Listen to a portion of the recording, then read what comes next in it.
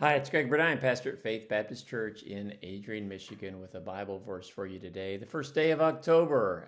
It's going to be a good month. I love October. It does start off well and it ends up sometimes kind of cold and chilly. There's been a few times with trick or treat, trunk or treat, harvest parties where we've had snow, we've had cold weather, and we'll see what this month. But it is a beautiful month.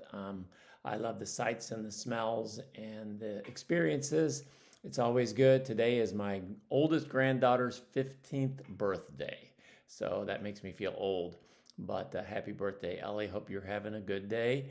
But for the month of October, I thought that I would look through the Bible and find verses that have to do with farming. There you go. That's an interesting one. Whatever it has to do with farming, with harvesting, with planting, with all of that kind of stuff. And so I'm going to look at different verses throughout the month because farmers get a lot of credit for this time of the year. Now they work all year round, but it's really in October that we see them working, we see them harvesting, they're taking their grain in, all the other things. So I thought I'd look at some verses that have to do with farming. The first one I chose is in the first book of the Bible, actually the first chapter in the Bible, Genesis chapter 1. This is before sin entered into our world, into humanity, and God placed Adam and Eve in a beautiful garden. And this is what God said all the way from creation. It's in verse 29.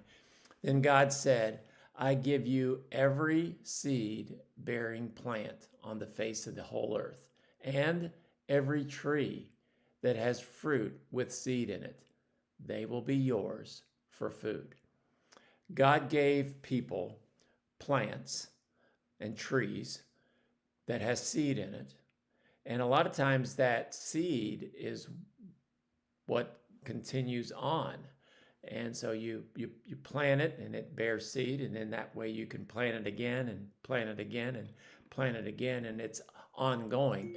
But God has given us all this grain, all this food, all this fruit, apples, pears, my favorite, peaches, pineapples, all the fruits, the things on the ground, watermelon, pumpkins, corn, wheat, all of that stuff, green beans, corn, tomatoes, everything. God has given us that for food.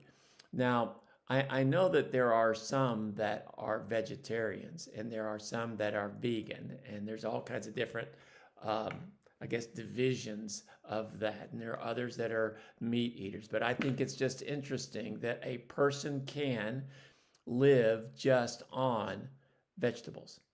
God gave us that for food. Yes, it has other values. It's shade. A lot of times it blocks the wind. I've seen people put up big evergreen trees that kind of becomes a wind and snow barrier. It's for beauty. We put it up and we plant it, but a lot of it, God gave it to us so that we could enjoy it and eat it for breakfast, lunch, and dinner.